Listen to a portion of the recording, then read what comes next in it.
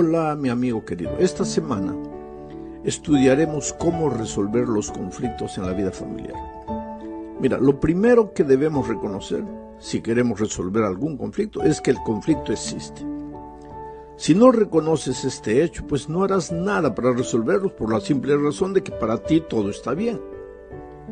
La realidad es que el matrimonio y la vida familiar es un largo camino de aprendizaje.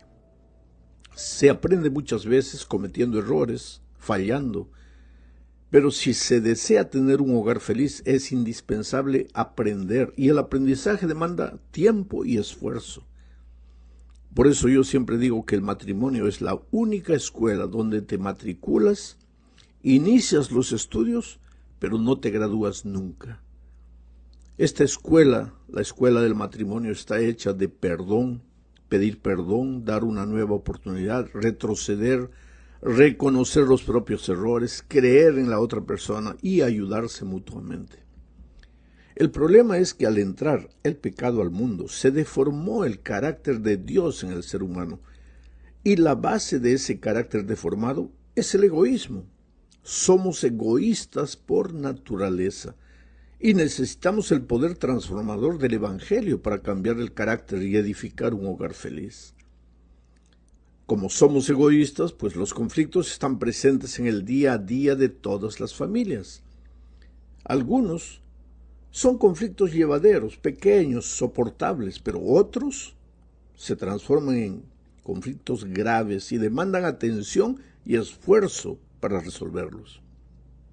Es aquí donde entra el consejo divino de Proverbios 19:11. Dice: la cordura del hombre detiene su furor, y su honra es pasar por alto la ofensa. Sabes, en el Brasil, el pueblo repite este concepto en otras palabras que se han hecho un dicho popular. Cuando uno no quiere, dos no pelean. ¿Qué significa esto? Lo que Salomón está diciendo en el texto que ya leí es que debemos pasar por alto la ofensa del otro. Para que exista conflicto es necesario que las dos personas entren en el conflicto. Si una de ellas guarda silencio, pues la otra se cansa de provocar y parte en retirada. La base de todo conflicto es la provocación por parte de uno, pero la respuesta airada por parte del otro. Salomón ilustra el inicio de cualquier conflicto con una figura de la naturaleza. Mira lo que dice Proverbios 17:14. El que comienza la discordia es como quien suelta las aguas, suelta la represa, suelta el aluvión. El que comienza la discordia es como quien suelta las aguas. Deja pues la contienda antes que se enrede. El otro día un hombre me dijo: pero pastor, si yo me quedo callado, mi esposa se va a acostumbrar a ganar, va a decir lo que quiera y finalmente va a creer que porque me callo ella siempre tiene la razón. Y es verdad, existe ese riesgo. Es necesario dialogar. Cuando hay un conflicto hay que colocar las cosas en la mesa, pero no en la hora del conflicto, porque en la hora del conflicto reaccionas casi irracionalmente para defenderte, no para defender tus ideas. Hay que dialogar, pero cuando los ánimos estén calmados. Entonces no sueltes la represa, no sueltes el aluvión. Cuando alguien te provoca, pues quédate callado hasta que pase la rabia, la ira, la impaciencia, lo que quieras llamarle, ya con cabeza fría, porque siempre entre los esposos hay un momento de tranquilidad, de sosiego, de paz. En ese momento, ahí es cuando tienen que dialogar sobre el asunto. Bueno, vamos a la segunda parte. Aquí comentaremos acerca de 3 principios que pueden ser aplicados en la vida familiar para resolver los conflictos. El primero lo encontramos en Colosenses capítulo 3, versículo 13. Dice: soportándoos unos a otros y perdonándoos unos a otros, si alguno tuviere queja contra otro, de la manera que Cristo os perdonó, así también hacedlo vosotros. Sabes, la vida de un matrimonio feliz está tejida de perdón. perdón del uno hacia el otro. A veces es necesario perdonar a quien no merece. Y eso es justamente el perdón. Porque si la otra persona mereciera el perdón, entonces el perdón no sería perdón, sería simplemente retribución por algo que el otro merece. Pero perdón es dado por gracia y es olvidar, echar lo que sucedió al fondo del mar, borrar de la memoria. El perdón es clave en la solución de los conflictos.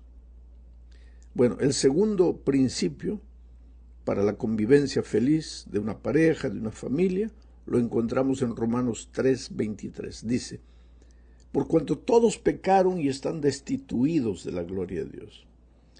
Ahora, mi amigo querido, si todos pecamos, entonces todos tenemos el carácter deformado por el pecado y todos necesitamos del perdón, no solo de Dios, sino también de las otras personas.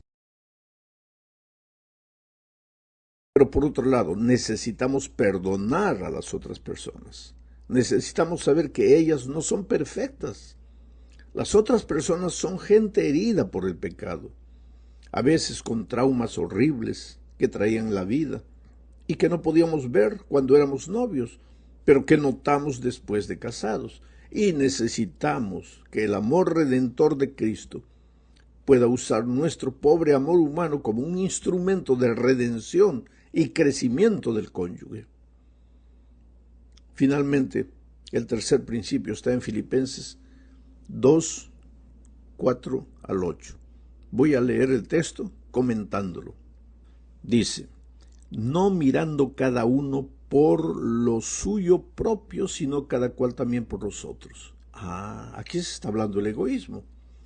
Si tú te casas queriendo ser feliz, no vas a ser feliz. Tú tienes que casarte queriendo hacer feliz a la otra persona. Y tu felicidad va a depender de cuán feliz sea la otra persona. Por eso Pablo dice, no mirando cada uno por lo suyo propio, sino cada cual también por lo de los otros. Ahora, esto solo es posible con un carácter transformado. Es por eso que Cristo es la persona indispensable para la felicidad de un hogar. Solo Cristo puede transformar el carácter, sacar el egoísmo y colocar el amor, la misericordia. Pablo sigue diciendo, haya pues en vosotros este sentir que hubo también en Cristo Jesús, el cual siendo en forma de Dios, no estimó el ser igual a Dios como cosa que aferrarse, sino que se despojó a sí mismo tomando forma de siervo, hecho semejante a los hombres. Y estando en la condición de hombre, se humilló a sí mismo, haciéndose obediente hasta la muerte y muerte de cruz. Quiere decir, el camino de Jesús fue un camino descendente. Era Dios, se hizo hombre, se hizo siervo, murió la muerte de un delincuente. Pero nosotros queremos ser felices siguiendo el camino contrario. No somos nada y queremos ser alguien. Queremos aparecer, queremos mostrarnos. Y en el matrimonio se necesita de humildad. Se necesita de bajar la cabeza, se necesita callar, se necesita reconocer. Ahora es interesante cómo Pablo comienza el texto. Dice, haya pues en vosotros este sentir. Está hablando de sentimiento, de lo que va por dentro, no de lo que va por fuera. Porque tú puedes decir una cosa muy bonita con tu boca, pero tu sentimiento es otro. Tú puedes decir que perdonas con la boca, pero en el corazón no has perdonado. Y Jesús está hablando aquí de cosas profundas, no de exterioridades. Y esas cosas profundas solo el Espíritu de Dios las puede realizar. Vamos a la tercera parte de este comentario. En la tercera parte hablaremos del enojo o de la ira. Prácticamente es la misma cosa. Leamos un texto bíblico. Efesios 4, 26 y 27 dice, airaos, pero no pequéis. No se ponga el sol sobre vuestro enojo, ni deis lugar al diablo. Comienzo con una pregunta. ¿Es la ira pecado? Y si no lo es, ¿por qué Pablo dice airaos? O si lo es. Si la ira es pecado, ¿por qué Pablo dice airaos? ¿Es posible airarse pero no pecar? Claro que sí, es posible, porque el enojo es la reacción natural a una situación desagradable. Es un estado emocional que varía de intensidad, desde una irritación leve hasta una furia intensa. Cuando te enojas, tu frecuencia cardíaca y presión arterial se elevan y también tu nivel de adrenalina. El enojo puede ser provocado por sucesos externos o internos. Puedes enojarte, por ejemplo, con una persona específica o con una situación, como el embotellamiento en el tránsito, como un vuelo cancelado. O también puedes enojarte por lo que tú estás sintiendo. Lo que necesitas saber es que sentir la emoción llamada enojo no es pecado. El pecado va a depender de la manera como lidias con esa emoción. La forma natural e instintiva de expresar el enojo es responder de la misma manera agresiva, atacar, ofender, gritar. Allí estás en el acto pecaminoso. Allí caes en el acto pecaminoso. O entonces cuando permites que ese sentimiento se anide en tu corazón y se transforma en rencor, ahí estás cayendo en el pecado. Nadie puede vivir atacando físicamente o verbalmente a cada persona u objeto que lo irrita o lo molesta. Es necesario saber administrar la ira. Ahora, las tres maneras más comunes como las personas lidian con el enojo son: primero, expresar; segundo, reprimir; y tercero, calmarse. Expresar los sentimientos de enojo con firmeza, pero sin agresividad, es una manera correcta de lidiar con el enojo. No guardes. Si algo te desagradó, dilo. Pero dilo de manera inofensiva, no agrediendo, no gritando.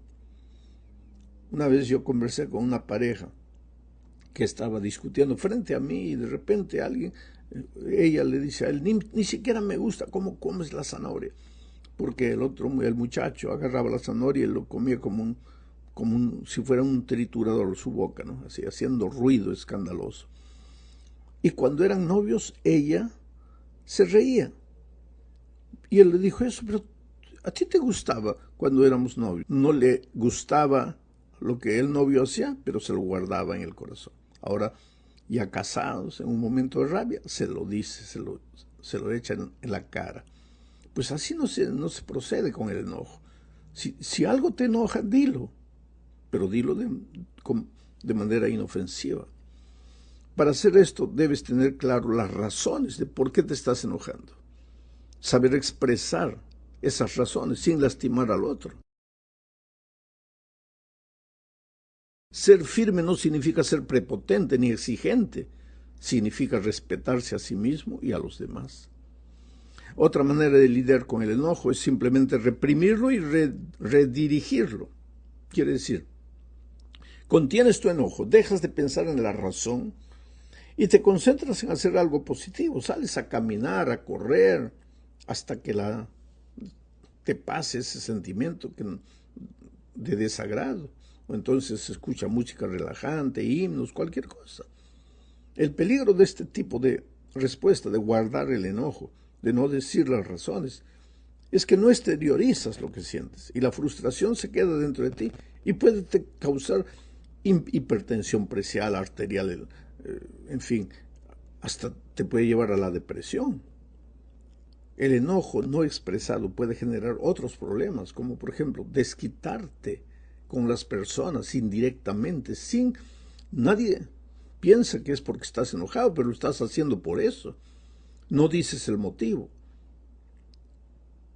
Cuando tienes algo para decir, dilo. O si no, este tipo de actitud también te puede conducir a una actitud cínica, hostil, duradera. Las personas que están constantemente menospreciando a los demás, criticando todo, haciendo comentarios cínicos, son personas que no han aprendido a expresar su enojo de manera constructiva y no tienen la capacidad de establecer relaciones exitosas.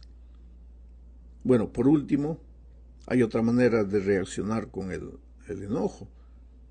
Busca a Dios. Dile a Él, ábrele tu corazón, llora si quieres, dile todo lo que estás sintiendo. Pero entonces vas a sentir la calma interior que es fruto del Espíritu Santo, porque el Espíritu trabaja en el corazón de aquel que abre el corazón. Tienes que ser un cristiano que crezca. No te asustes con tus sentimientos de enojo, de ira. Hasta los santos se enojan. pero los santos saben abrir el corazón a Dios, contarle a Dios todo, y después más calmos presentan al cónyuge las razones del enojo y dialogan con maturidad, con madurez y con equilibrio. En la cuarta parte, veremos que cuando el tema del enojo no ha sido resuelto en la familia, puede conducir a conflictos mayores, entre ellos el abuso. ¿Qué puede ser el abuso? Yo te pregunto de esta manera, ¿qué puede ser el abuso? El abuso físico, el abuso emocional, el abuso psicológico. ¿Qué puede ser? Nada más que la expresión equivocada de algo que estás sintiendo dentro y que no te gusta. Sabes que ningún tipo de abuso es justificable. Es verdad que vivimos en un mundo de pecado donde la injusticia y la violencia son parte del peregrinaje de este mundo de dolor. Pero nada justifica que una persona abuse de la otra. Y cualquier tipo de abuso debe ser denunciado para ser reprimido. Pero el tema hoy es, ¿qué puede hacer Dios en la vida de las personas para transformarlas? Leamos Juan 4, 7 al 9. Voy a leer el texto comentándolo. Dice, amados, amémonos unos a otros, porque el amor es de Dios. Este es el ideal, vivir en un espíritu de amor, en la iglesia, en la familia, en la sociedad. Porque Dios es amor, y si decimos que Dios es nuestro Dios, pues tenemos que ser instrumentos de ese amor. Juan sigue diciendo, todo aquel que ama es nacido de Dios y conoce a Dios. Y si hay en la iglesia una persona que maltrata, que abusa, entonces es una persona que no ama. Y si no ama, ¿ha nacido de Dios? Si hay una persona en la iglesia que critica, que juzga, una persona prepotente, ¿ha nacido de Dios? ¿Conoce a Dios? ¿O conoce solo la doctrina? Se ha memorizado conceptos teóricos, pero esos conceptos no se han hecho carne en la vida de esa persona. Sigo leyendo a Juan. El que no ama no ha conocido a Dios, porque Dios es amor. En esto se mostró el amor de Dios para con nosotros, en que Dios envió a su Hijo unigénito para que vivamos por Él. El amor tiene que demostrarse, no con palabras, sino con hechos. El amor renuncia, el amor entrega. Dios amó tanto al mundo que entregó a su Hijo.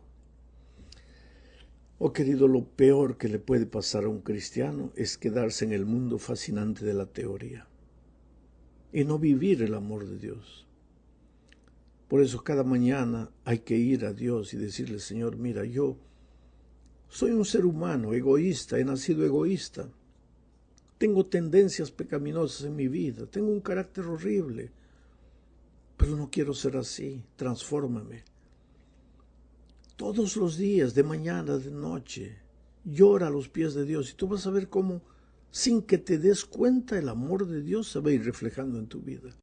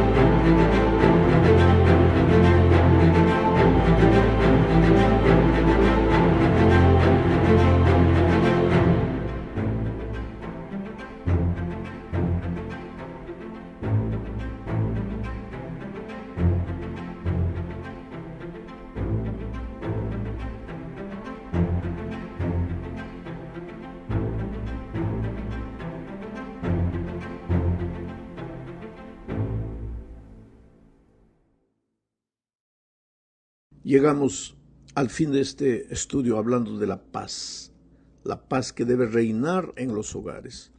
Solo que para que la paz reine en el hogar, primero debe reinar en la vida de los miembros de la familia. Y aquí voy a mencionar un texto que no aparece en la lección. Dice Mateo 11, 28 y 29, venid a mí todos los que estáis trabajados y cargados, y yo os haré descansar.